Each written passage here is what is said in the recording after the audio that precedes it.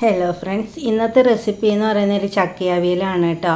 ഈ ചക്കച്ചോള നമുക്ക് ഉടയാതെ എങ്ങനെ അവിയൽ വെച്ചെടുക്കാം എന്നൊരു വീഡിയോ ആണ് നിങ്ങൾക്ക് കാണിച്ചു തരാൻ പോകുന്നത് കേട്ടോ. മിക്ക എല്ലാവർക്കും അറിയാവുന്നതായിരിക്കും, എന്നാലും എനിക്കറിയാവുന്ന കാണിച്ചു തരുന്നതേ ഉള്ളൂ. അതിനുശേഷം ഞാൻ വേറെ ഒരു കാര്യം നിങ്ങൾക്ക് കാണിച്ചു തരാം കേട്ടോ. എൻ്റെ കുട്ടിപ്പടവള കുറച്ച് ഞാൻ പറിച്ചു വെച്ചിട്ടുണ്ട്. കണ്ടോ, ഞാൻ കൃഷി ചെയ്ത കുട്ടിപ്പടവള ഇത്രയുണ്ടായിരുന്നു കേട്ടോ. അത് ഞാൻ പറിച്ച് ഇന്ന് രാവിലെ കാലത്ത് വെച്ചതാണ്, നിങ്ങളെയും കൂടെ ഞാൻ കാണിച്ചു തന്നതാണ് കേട്ടോ.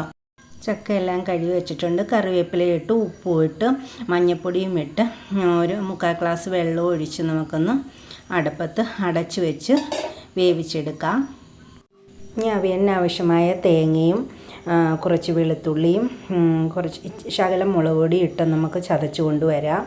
വേവിക്കാൻ വെച്ച ചക്കയൊന്ന് തുറന്നു നോക്കിയതിന് ശേഷം നമുക്ക് സ്പൂൺ കൊണ്ടൊന്ന് ഇളക്കി കൊടുക്കാം. അടിയിലുള്ളതെല്ലാം മുകളിലോട്ടൊന്ന് ആക്കി കൊടുക്കാം. സ്പൂണിന് മാത്രമേ ഇളക്കാൻ പാടുള്ളൂ, അല്ലെങ്കിൽ ഉടഞ്ഞു പോകും.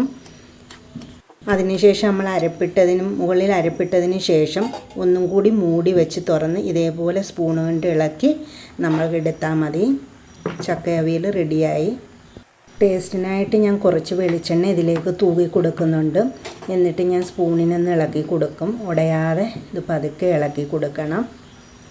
അപ്പോൾ എങ്ങനെയുണ്ട് എൻ്റെ വീഡിയോ? ഇഷ്ടമായെങ്കിൽ നിങ്ങൾ ലൈക്ക് ചെയ്യണം, ഷെയർ ചെയ്യണം, സബ്സ്ക്രൈബ് ചെയ്യണേ പ്ലീസ് കൂട്ടുകാരെ.